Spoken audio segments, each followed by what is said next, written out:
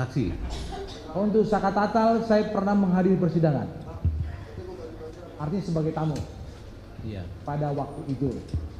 Oke. Pengacaranya mungkin Ibu Titin. Sejak kapan saudara menjadi pengacara kelima terpidana tersebut? 5 terpidana ya? Betul, 5 terpidana. Bisa Sekarang. disebutkan ulang namanya kelima terpidana? Baik.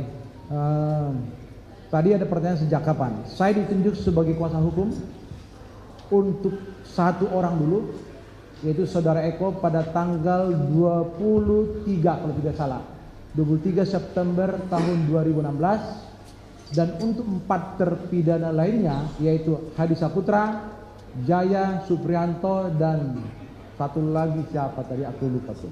Hadi Saputra, Jaya Suprianto, dan satu lagi ya, itu tanggal 13 Oktober. Artinya 1 bulan lebih setelah peristiwa itu terjadi. Nah, untuk Saudara Sakatatal, saya hanya pernah menyaksikan persidangan sekali. Baik. Sebelum saya menanyakan lebih lanjut, apa hasil keputusan terhadap 5 klien saudara? Untuk di tingkat pengadilan tingkat pertama, klien kami dihukum seumur hidup. Kemudian kami mengajukan banding, lalu dikuatkan juga. Namun kami, agar dicatat, tidak pernah menerima turunan putusan atau pemberitahuan putusan dari Pengadilan Negeri Cirebon Kota. Itu menjadi pertanyaan buat kami, sehingga kami pada saat itu tidak mengetahui apa hasilnya dan ternyata sudah diputus. Kami hanya tidak punya waktu untuk mengajukan kasasi. Artinya kelima terdakwa yang narapidana yang saudara dampingi Betul. pernah melakukan upaya hukum banding. Betul. Apa hasil putusan bandingnya? Menguatkan putusan daripada pengadilan tingkat pertama. Nah, kemudian apakah dilanjutkan dengan pengajuan kasasi? Tidak. Tidak, karena kami tidak pernah mendapatkan relasi pemberitahuan dari Pengadilan Negeri Cirebon Kota. Itu menjadi pertanyaan besar. Ada apa? Padahal alamat kami secara jelas tertera dalam surat kuasa kantor saya di Jalan Soekarno-Hatta, Kota Bandung, Ruko nomor 15. Sejak kapan saudara mengetahui bahwa putusan itu ditolak? Kami ada koordinasi dengan para pengacara lain, seperti Ibu Titin kan pengacara daripada Sakatatal dan Sudirman. Terus Ibu Wit pengacara daripada Saudara Rivaldi. Nah, setelah mereka menerima putusan, berapa hari setelah itu mereka memberitahu apakah Pak Jogi tidak melakukan kasasi. Saya belum pernah menerima relasnya, sehingga waktu itu terlambat buat kami. Apa tanggapan dari keluarga maupun terpidana ini begitu mengetahui bahwa upaya untuk melakukan kasasi itu tidak ada? Tentu mereka sangat kecewa, dan saya dapatkan informasi, ini anehnya nih, supaya nanti ada pembenahan kembali di dalam institusi kehakiman. Supaya dengar nih sama rekan saya nih, kawan saya sejawat Pak Saribudin, Ketua Mahkamah Agung, kebetulan teman kuliah saja, agar kami lawyer-lawyer ini dihargai. Jangan diserahkan putusan itu kepada terpidana yang berada di dalam lapas. Mereka kan tidak punya akses untuk menyampaikan katakanlah hasil putusan itu kepada kami. Mereka sangat kecewa sekali, karena kami sampaikan bahwa kami tidak pernah mendapatkan relasi pemberitahuan dari pengadilan, sehingga upaya untuk kasasi itu terlewat. Kecewa yang sangat berat, karena ini hukumannya kan bukan hukuman ecek-ecek, ini hukuman seumur hidup. Baik, saya langsung ke inti pertanyaan kami yang membuat kekisruhan saat ini. Sejak kapan saudara mulai mendampingi pemeriksaan BAP kelima terpidana tersebut? Baik, kami mendampingi di tingkat Polda setelah para terpidana dilimpahkan dari Polresta Cirebon Kota. Itu kalau tidak salah di bulan Oktober, di bulan Oktober untuk Saudara Eko, termasuk juga untuk 4 terpidana lainnya. Jadi 5 orang. Apakah sebelumnya ada BAP yang dibuat oleh penyidik? Ada BAP, dan BAP itu saya baca juga sendiri penuh dengan sesuatu rekayasa, dan memang saya sudah sampaikan kepada sebuah apa ya, acara yang dipandu oleh TV One, saya katakan ada rekayasa hukum yang dilakukan oleh penyidik Polres Cirebon Kota. Contohnya rekayasa apa itu kira-kira? Sebenarnya sederhana untuk melihat persoalan ini. Rekayasanya bahwa keterangan daripada klien kami mengatakan ketika mereka ditangkap tidak diberikan akses kepada lawyer terdahulu, yaitu Ibu Titin, ya, untuk mendampingi mereka pada saat pemeriksaan. Itu salah satu.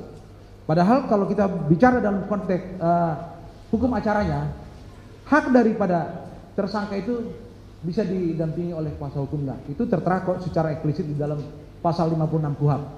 Apa upaya yang saudara lakukan ketika mengetahui bahwa sejak awal beliau tidak didampingi pengacara? Nah, setelah saya mendapatkan limpahan terhadap kelima terpidana ini di Kepolisian Resort Cirebon, di Polda Jabar, kami dampingin, kami melihat fisik daripada kelima ini masih dalam penuh bekas-bekas luka dan masih ada perlu pengobatan. Upaya yang saya lakukan adalah membuat surat secara tertulis ke Polda Jabar agar kelima terpidana ini dilakukan perawatan kesehatan. Yang kedua, juga kami sampaikan ke Polda Jabar agar dilakukan gelar perkara. Agar Polda Jabar tidak serta-merta menerima begitu saja hasil proses penyidikan yang carut-marut dilakukan Kepolisian Resort Cirebon Kota, agar nanti Polda Jabar melihat secara komprehensif persoalan ini. Tetapi apa yang terjadi? Surat saya secara tertulis hanya dijawab oleh Irwasda, bukan Ditkrim bahwa berkas perkara sudah dilimpahkan kejaksaan, menunggu P21. Itu aja. Buat perkara siapa itu? Buat perkara kelima terpidana klien saya. Tapi saudara ketahui bahwa perkara Sakatatal udah putus. Karena perkara Sakatatal waktu itu sudah disidangkan di awal-awal karena dia kan masih di bawah umur. Saya juga menyaksikan pada waktu itu persidangan. Secara spontan aku lihat ada rekan saya di dalam, seorang jaksa namanya Indra Pribadi dari Jaksa Kejahatan Tinggi. Aku intip, kalau tidak salah ruangannya sebelah sana nih. Mungkin ini pengalian ini kan ada perubahan bentuk nih. Ruangannya sebelah sana, ada pintu kaca, aku lihat ini kok ada Pak Indra di dalam.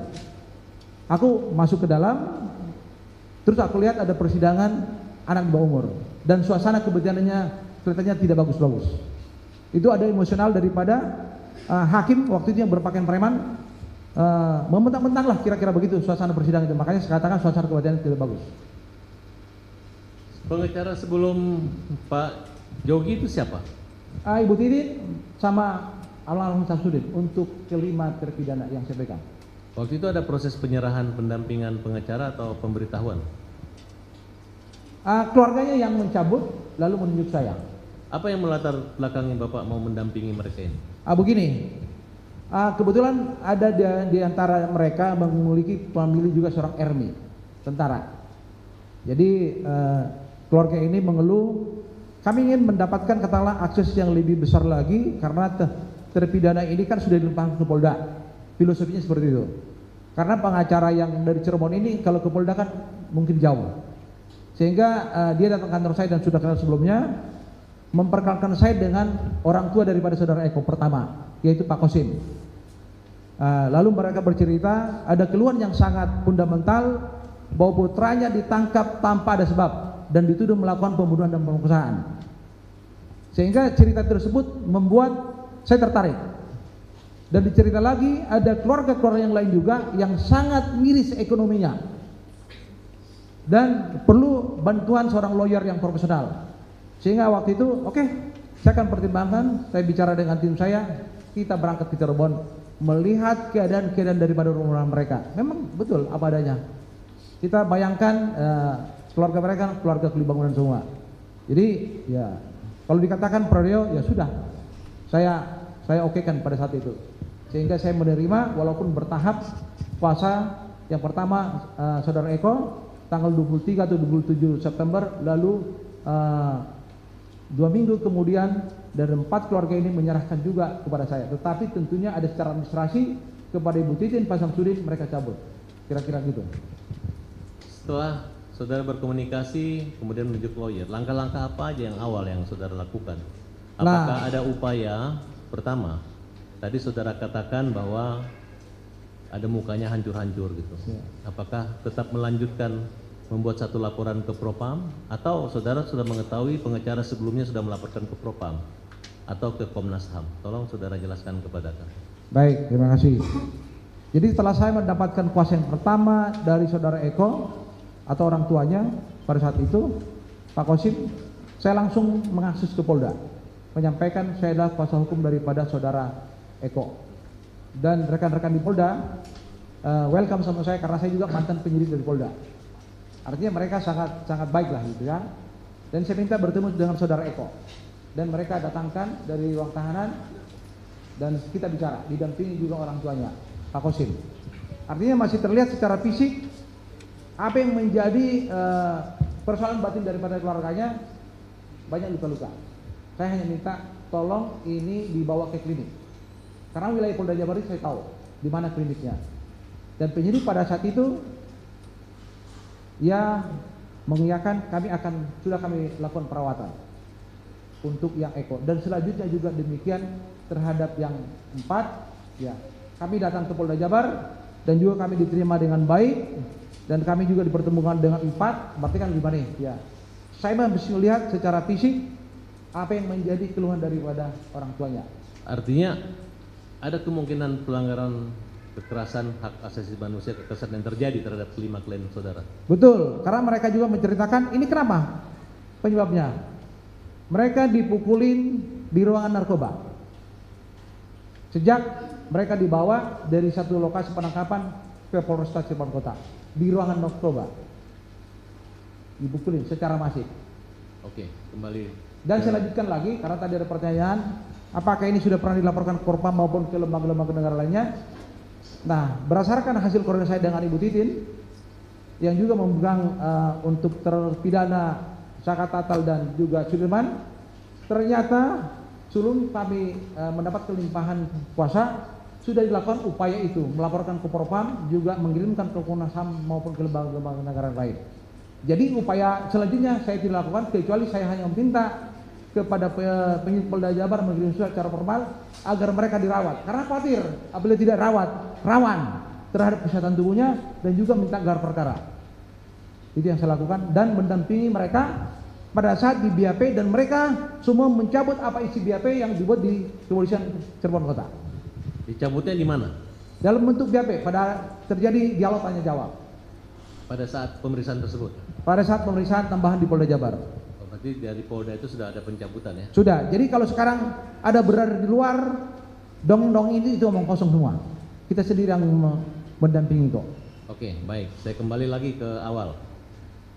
Sepengetahuan saudara, ada berapa lokus kejadian? Kalau saya yakin hanya satu, only one, jembatan flyover. Itu aja, selain itu tidak ada. Jurisdiksinya di mana jembatan tersebut? Kalau mendengarkan cerita, ya, cerita itu bukan di wilayah Cirebon Kota, itu kabupaten. Kenapa saya katakan begitu? Ini kan ada temuan nih korban-korban tergeletak di tengah jalan. Yang datang itu kan dari kepolisian sektor Talun. Kalau kita lihat daripada hierarki daripada kepolisian itu kan induknya ke Cirebon Kabupaten, bukan Cirebon Kota. Sedangkan klien kami di malam kejadian itu berada di depan rumahnya Ibu Nining, sedang duduk-duduk, dan apapun yang mereka lakukan itu, terlepas itu bukan suatu kejahatan yang sifatnya membahayakan negara atau masyarakat, itu wajar-wajar aja menurut saya. Lalu karena ditegur oleh Ibu Nining, mungkin suasana sudah malam, maka berpindahlah ke rumahnya Pak RT, di mana di antara daripada anak muda ini itu yang sampaikan di acara dua sisi, ya, yang dipandu oleh Dwi Anggi, berpindah mereka ada namanya Kapi, dan itu tidak terbantahkan. Siapa Kapi itu? Kapi itu putra daripada Pak RT, Pak Pasren. Apakah Kapi termasuk orang yang ditangkap pada saat itu?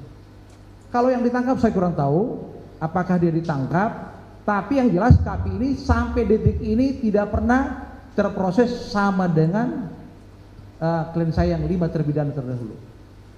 Aneh bin Salabin, ya. Ada apa?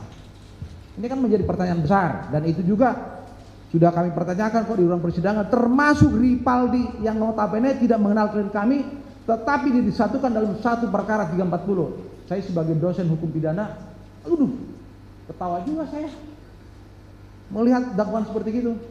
Ngeri kan ya? Saya juga sebagai saksi ahli di dalam persidangan, ya ngeri banget ini. Pemainannya kasar, kira-kira begitulah. Oke, baik.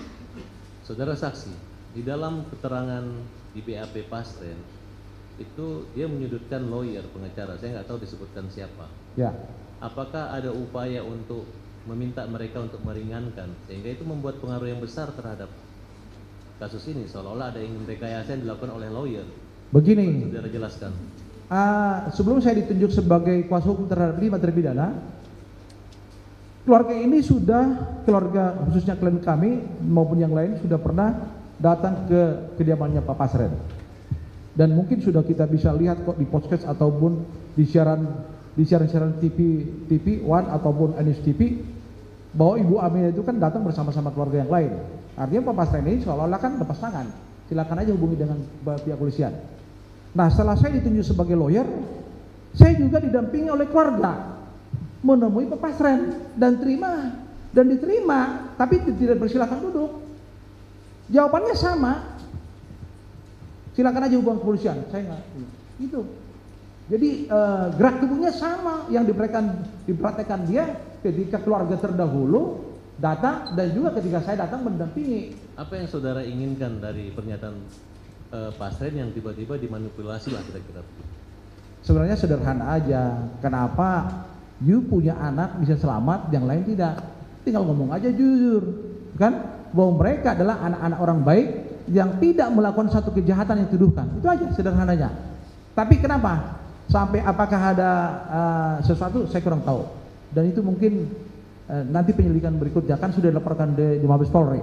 Saya berharap ya Mabes Polri itu secara objektif melihat persoalan ini supaya clear. Dan berulang kali saya katakan di dalam live di TV agar Rudiana juga biar jujur lah gitu kan. Jangan bersembunyi di balik organisasi kepolisian. Kasihan. Saya juga sebagai perwira kepolisian sayang sama organisasi saya. Tapi ketika ada yang berbohong, selalu berbohong, ada orang nih yang sedang menjalani hukuman seumur hidup, ya kasihan juga masa depannya mereka. Ya terlepas katakanlah kami sudah menyampaikan belasungkawa pada saat Rudiana hadir dalam ruang persidangan. Sudah kami sampaikan. Itu hal yang sifatnya nih batiniah. Setahu saudara saksi, kasus ini pertama olah TKP-nya tindak pidana apa? Apakah kecelakaan lalu lintas atau pembunuhan berencana? Kalau mendengarkan satu berita yang kami dapat dari keluarga terpidana, itu pure, saya ulang lagi, itu pure atau murni adalah laka lantas tunggal. Dan itu juga disampaikan oleh saksi dari kepolisian yang melakukan olah TKP terhadap laka lantas di jembatan flyover. Jadi ketika sekarang bergeser menjadi pembunuhan dan pemerkosaan, ya kita juga menjadi liar nalarnya. Ini siapa yang menciptakan ini? Sekarang ada sperma, kita juga tanya dalam persidangan. Ini milik siapa nih? Ya, toh juga teknologi di negara ini kan udah canggih kok, ya. Kalau ada sperma di situ temuan daripada dokter forensik dan dokter forensiknya juga sudah diberikan dalam persidangan, ini seharusnya kita lanjutin untuk mengetahui DNA milik siapa. Sementara klien kami berada dalam penguasaan polisi, kami tidak pernah menolak. Jangan diperiksa dong, karena nggak ada. Kami ingin terang benderang persoalan ini dalam konteks hukum pembuktian. Tapi kenapa tidak lakukan? Ada apa? Karena ini menjadi pertanyaan besar sampai saat ini. Termasuk juga itu yang namanya badik atau sangkur di dalam dakwaan itu ditusuk. Tapi apabila kita hubungkan, kaitkan dengan hasil kedokteran forensik, nggak nyambung, ya, nggak nyambung tuh. Dan kita juga bersama-sama Ibu Titin nih, ini di Bintuhan nih, ya, bajunya digeber-geber nih, ada nggak tusukan? Nggak ada, ya. Terus bagaimana mungkin ada tusukan sementara baju sendiri yang dipakai tidak ada lubang? Kan aneh. Berarti ada di sini menciptakan fatwa persoalan baru di luar sebenarnya kenyataannya. Itu aja. Ini sekarang rakyat Indonesia sedang menonton, ya, supaya kasihan mereka yang 7 terpidana ini, ya, negara harus segera membuat satu keputusan yang final buat mereka. Kasihan juga. Makanya begini saya sampaikan, kalau diizinkan saya menambah. Saya juga banyak dibohongin tuh sama saksi. Tapi puji syukur mereka sekarang sudah tobat. Seteguh, udah tobat tuh, kan ya? Dia membalikkan suatu keadaan. Saya bersama dengan orang tua daripada terpidana datang ke rumahnya, dibilang kami merekayasa. Tapi berkat daripada Pak Dedi Mulyadi, ya, puji syukur dia ada tobat, nangis-nangis tuh. Apa yang disampaikan itu di dalam BAP itu bohong semua. Ya, si Pran juga begitu kelakuannya, udah pada bertobat semua. Liga Akbar kan yang katanya melintas di depan SP 11, omong kosong, ya, udah pada bertobat semua. Saya pernah bilang sama tim saya namanya Monica, Mon, lihat, suatu saat kasus ini akan terbongkar. Ini batin saya masih berkecamuk terus, karena saya nggak yakin mereka sebagai pelaku bagian daripada tindak pidana pembunuhan dan pemerkosaan. Itu jauh, nggak ada faktanya yang bisa. Kalau kita bicara dalam konteks bukti segitiga kan, di dalam rumus pengolahan TKP nggak ada nyambung. Saya juga sekolah reserse itu 4 kali. Jadi artinya ilmu reserse ada di benak saya. Saya juga pengajar reserse dulu dan sekarang sebagai dosen hukum pidana dan mengajar mahasiswa saya sekarang di kampus Sekolah Tinggi Hukum Bandung membuat berkas perkara yang dibuat oleh penyidik. Saya ajar mereka karena saya punya ilmu untuk itu. Apakah termasuk Dede? Coba saudara jelaskan tentang Dede yang Dede ini juga sebenarnya yang kami harapkan hari dalam ruang persidangan sama Aed. Tapi apa daya? Baru sekarang terbuka kan motifnya. Ya. Kenapa Dede tidak hadir di persidangan padahal kami sudah minta secara tegas kepada majelis hakim pada saat itu, ya, agar majelis hakim memerintahkan jaksa penuntut untuk memanggil sampai 3 kali loh. Tapi nggak pernah hadir. Tetapi ketika saya tonton mulai dari Pak Dedi itu datang ke tempatnya Pak Dedi Mulyadi kan, dia bercerita tentang apa yang dialami dia yang tidak sebenarnya, dan termasuk juga ketika dia dibawa ke DPN Pradi, di situ ada dialog antara Profesor Dr. Otto Hasibuan dengan saudara Dede, mengatakan secara tegas kok kan saya menerima surat panggilan, ya. Lalu dikonfirmasi kepada Rudiana, apa jawaban Rudiana? Gak usah hadir, ya.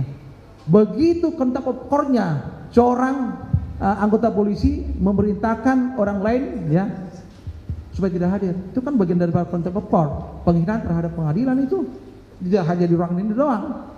Dan itu selalu saya ajarkan di kampus itu. Oke.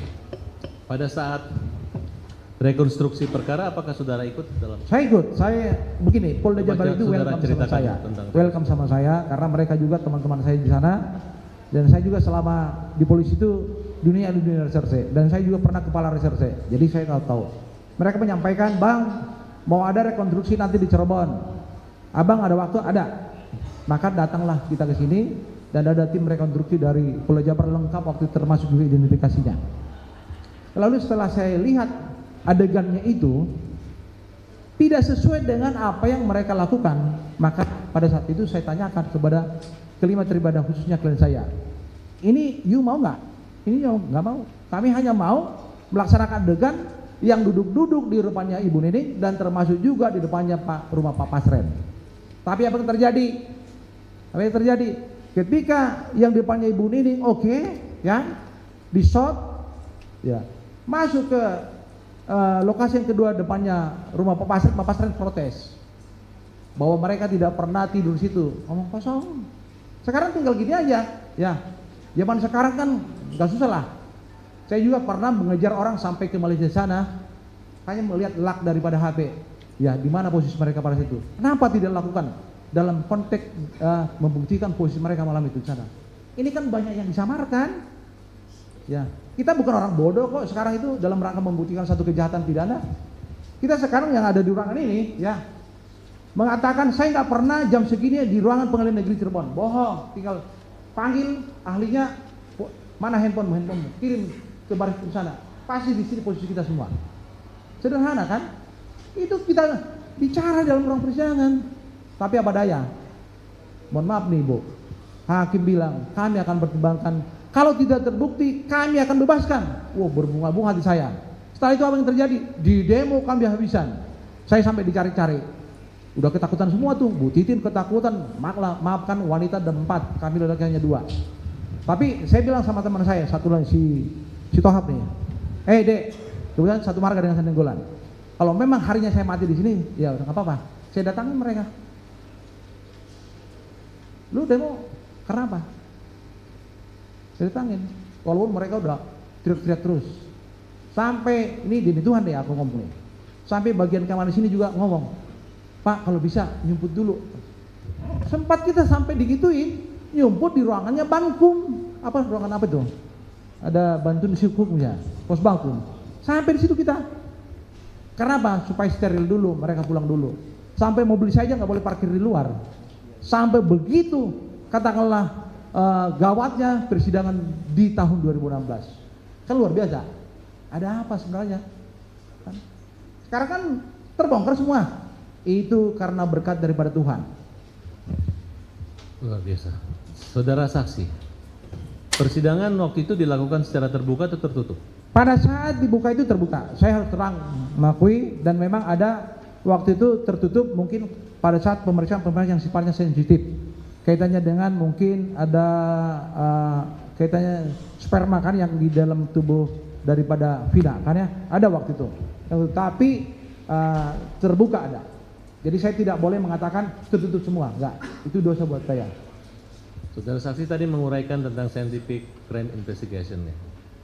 Waktu kapan persoalan CCTV maupun persoalan HP itu diperdebatkan? Itu dalam persidangan. Kita akan tanya, rekan-rekan dari penyidik Polresta Cirebon mengatakan kami nggak punya ahli. Itu kan sangat baik. Ini lembaga kepolisian ini lembaga yang canggih loh kan. Kayak ini sekolah reserse di Bandung sana itu canggih-canggih semua tuh, katanya tuh dari Jerman tuh. Laboratoriumnya kan bagus kan. Jadi kalau ada katakanlah sersan polisi di sana yang membohongi negara ini, dalam hal ini CQ Kepolisian Republik Indonesia, itu perlu dipertanyakan tuh kualitasnya tuh. Artinya waktu perencanaan yang di dalam dakwaan tentang 17 Agustus itu menggunakan SMS atau WA atau apa? Aduh, saya kurang ingat terhadap yang 17 Agustus itu ya. Tapi saya lebih fokus kepada persoalan ketika katakanlah LP dibuat setelah penangkapan. Oke, kita lanjutkan LP setelah penangkapan. Menurut saudara sebagai lawyer setelah melihat berkas bahwa ada 2 LP, apa yang saudara lakukan? Baik, jadi begini sebenarnya. Saya supaya jelaskan dulu agar nanti ya hakim yang mulia bisa memahami karakter kasusnya. Ini ada 2 berkas perkara. 2 berkas perkara ini, satu berkas perkara atas nama Eko Ramadhani alias Koblak dan saudara Rivaldi. Ini terpisah. Lalu ada satu berkas perkara lagi 5 HDCS. Berikut di situ Sudirman, satu berkas perkara. Pada awalnya persidangan itu 2 sesi. 2 sesi, kan ya? 2 sesi. Habis baca dakwaan ini, baca lagi dakwaan ini. Gitu. Lalu persidangan berikutnya sempat kalau tidak salah itu 2 kali karena kami kan eksepsi waktu itu. Nah, persidangan berikutnya ada semacam pemikiran yang disampaikan oleh hakim ketua majelis karena tuduhannya sama 340 subsidiar 340 338 walaupun terbalik sebenarnya, nggak tahu nih kan, mohon maaf nih kepada rekan-rekan daripada jaksa ya. Itu harusnya kan dalam penyusunan pasal itu harus yang lebih berat dulu kan, tapi dalam apa itu berkas itu 338 dulu kan ya, apa lah. Dan akhirnya kita sepakat untuk di satu agendakan pada saat persidangan bersama. Hanya saja pada saat itu saya tertariknya begini, saya sampaikan kepada yang mulia. Yang mulia, saya mendengar bahwa Rivaldi ini tidak dikenal oleh klien kami. Tolong yang mulia agar dilakukan dulu verifikasi di ruang persidangan ini. Kalau dilakukan, kenal nggak? Enggak. Kenal nggak? Enggak. Kenal nggak? Enggak. Kenal nggak? Enggak. Balik lagi, enggak. Kan ya? Kan aneh tuh. Tuduhannya 340. Kalau kita mengurai 340 tentu kan ada perencanaan tuh. Ya di mana kalian berencana? Satu orang nggak kenal, kan? Bin Salabin. Artinya itu menjadi catatan daripada hakim pada saat itu.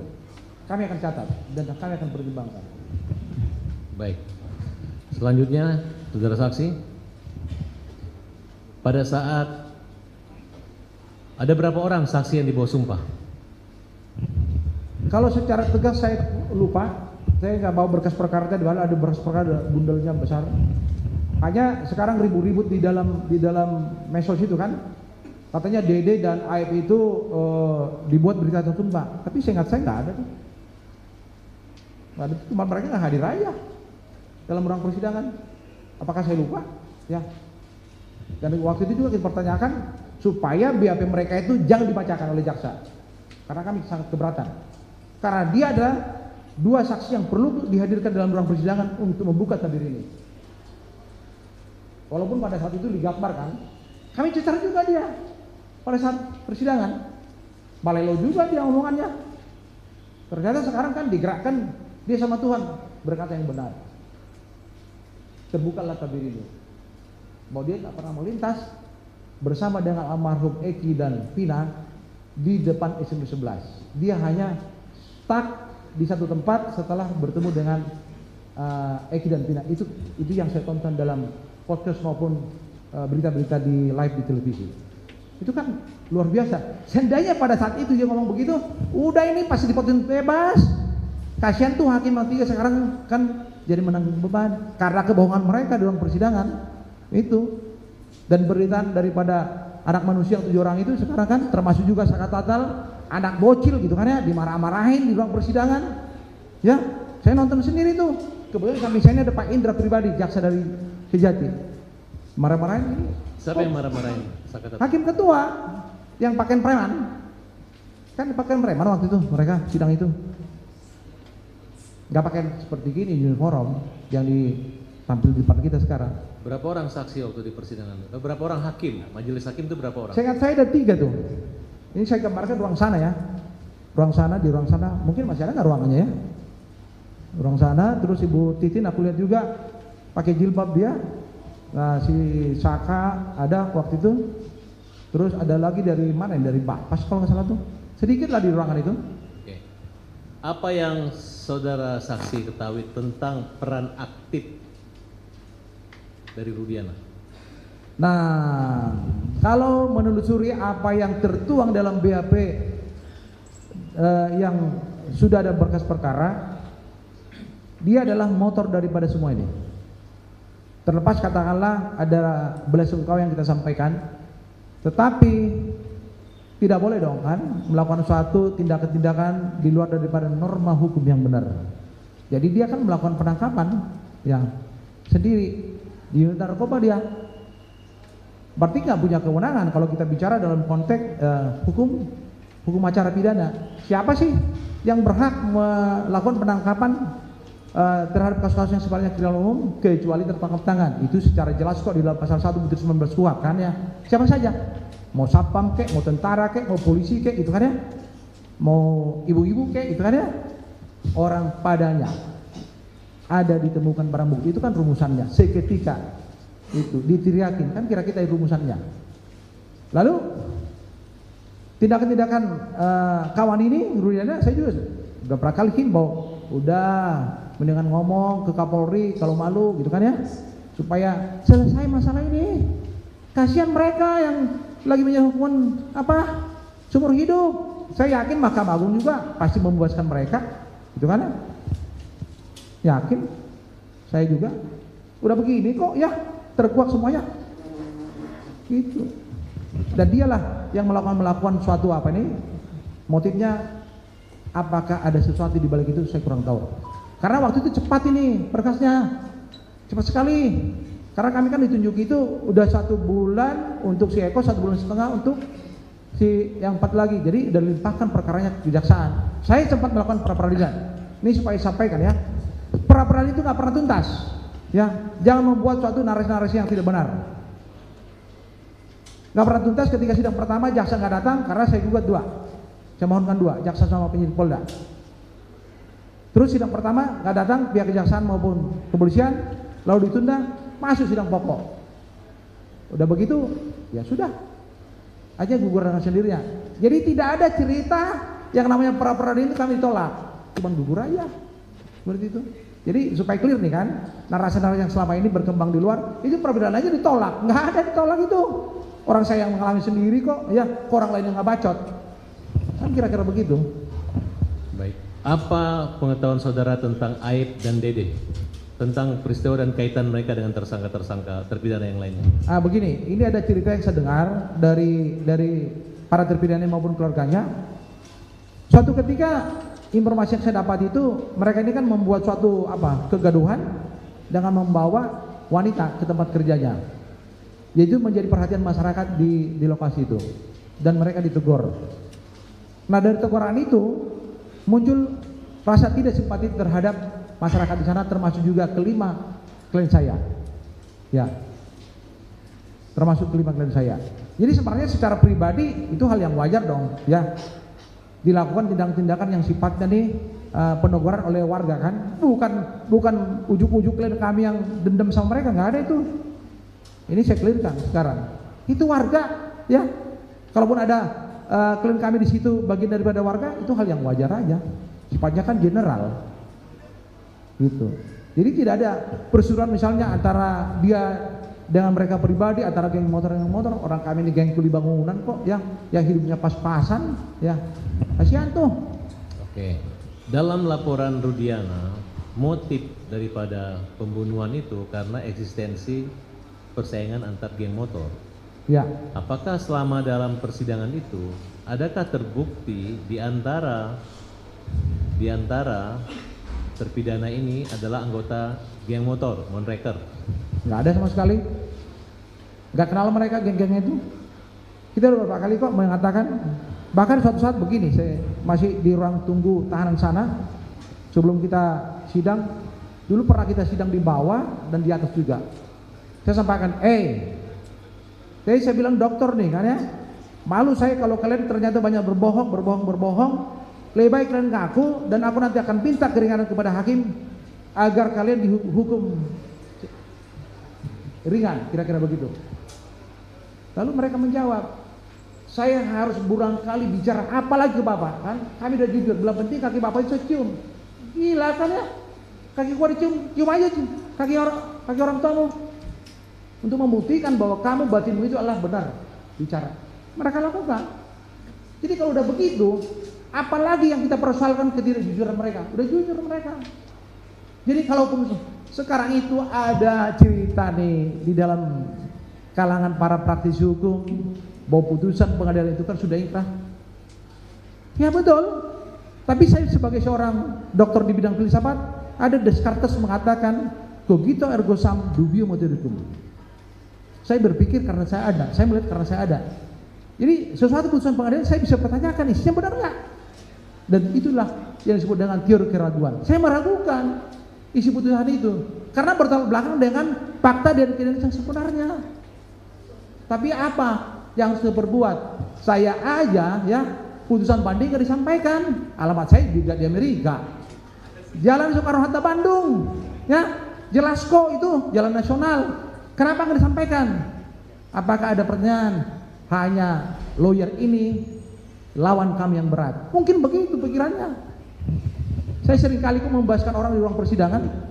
Apakah saudara mengetahui bahwa pledoi Sakatatal juga dikesampingkan oleh majelis hakim dengan alasan salah menulis tanggal atau nomor perkara?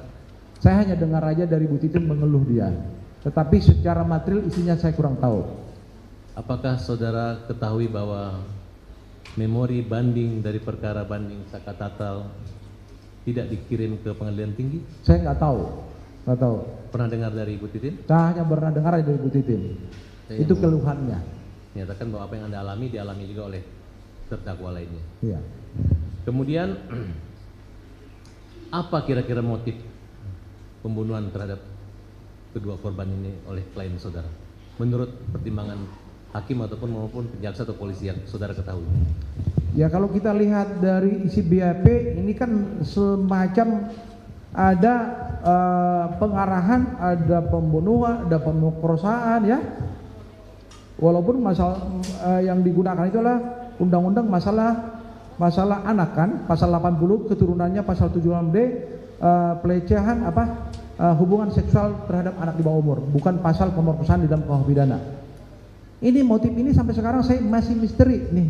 Ini kenapa nih tiba-tiba diciptakan seperti gini padahal ini anak-anak yang tidak ngerti tentang geng motor, tidak ngerti tentang kecelakaan lalu lintas yang ada di flyover gitu kan ya. Nah, hanya saya dengar dari Bu Titin menyampaikan pada saat di ruang persidangan saudara Rudian dihadirkan, dia mengatakan, ya mungkin nanti Bu Titin bisa mempertegas lagi, bahwa sebulan sebelum kejadian bahwa almarhum Eki ini sudah berseru dengan geng motor. Ternyata di BAP-nya Rudiana pun geng motornya disebutkan Monreker. Berarti kan ada perseruan di luar daripada kecelakaan lalu lintas terjadi antara anaknya dengan geng motor. Apakah anaknya ini cerita kepada bapaknya? Ada Rudiana, nama-nama yang bermusuhan dengan itu namanya kan si Panji, ya, namanya Peggy Perong, namanya juga si Andi, satu lagi itu siapa itu si Dani, kan ya? Tapi kami yakinin pada saat kami lihat BAP yang besar itu, ini mau ngomong kosong, ya. Klien kami pun nggak kenal itu. Jangankan yang itu, kedua korban aja nggak kenal. Jangankan kedua korban, Ripaldi aja nggak kenal.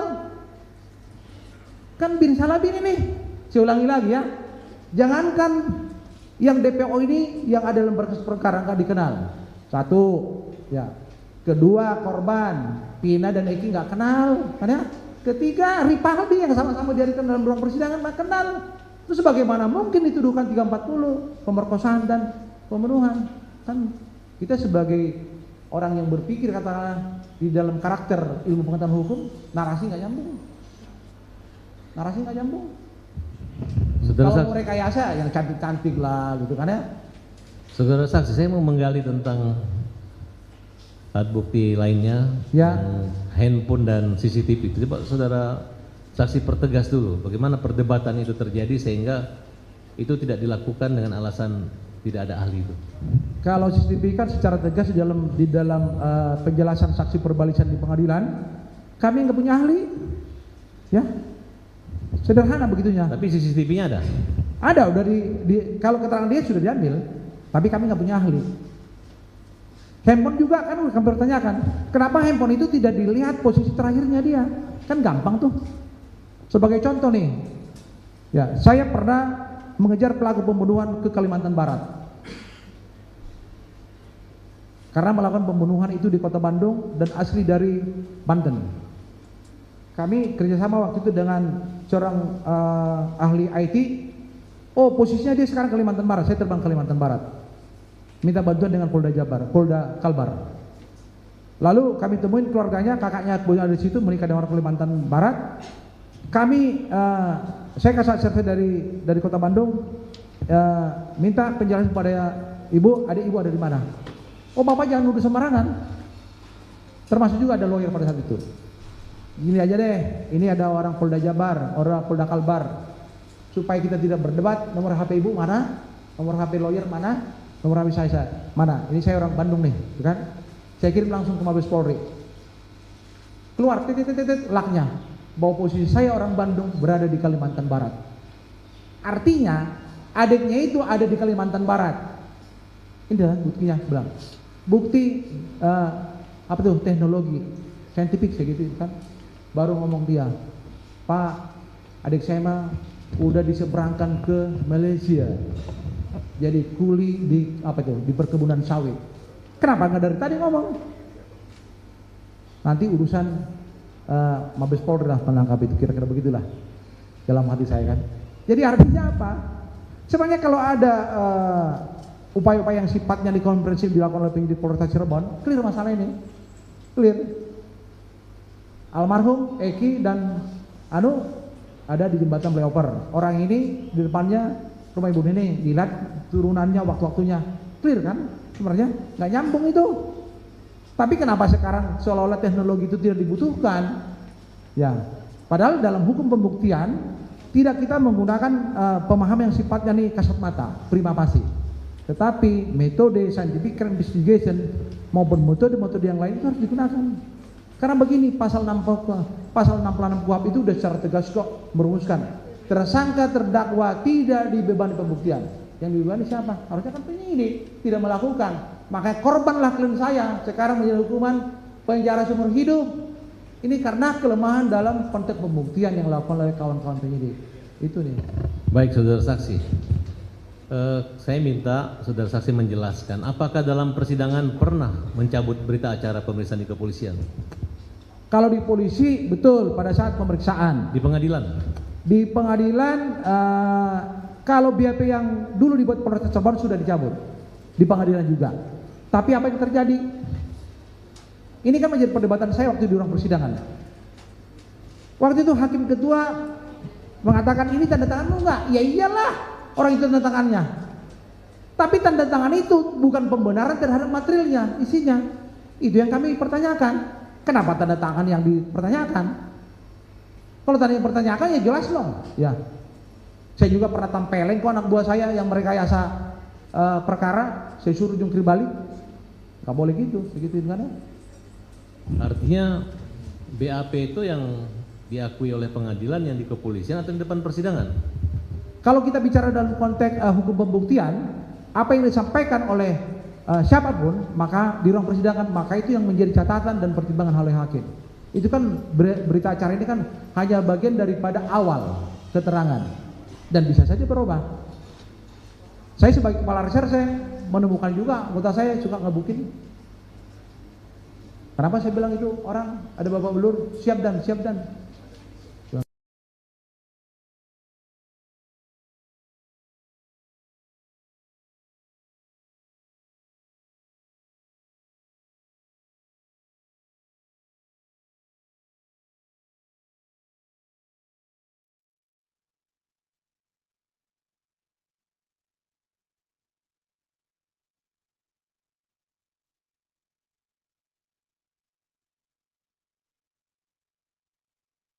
Yang saya lihat dalam konteks struktural gitu kan ya.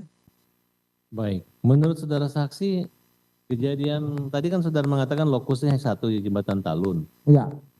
Menurut saudara saksi, fakta persidangan yang saudara yakini itu kecelakaan atau pembunuhan? Kecelakaan. Apa dasar saudara saksi mengatakan kecelakaan? Kita merujuk kepada katakanlah dokumen dari lalu lintas dan keterangan juga disampaikan dalam persidangan. Dan termasuk juga pada saat di persidangan itu kan ada kita dengan majelis hakim melihat sepeda motor. Jadi kalau dikatakan sekarang ini sepeda motor nggak rusak, omong kosong. Ada kok semua goresan-goresan. Terus di baut itu kan, di baut yang apa, di baut lampu penerangan jalan, ada itu kata polisi lalu lintas itu daging.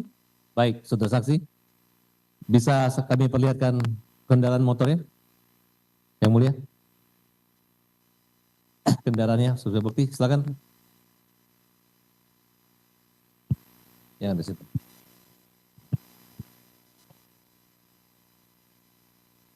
Ada 5 gambar.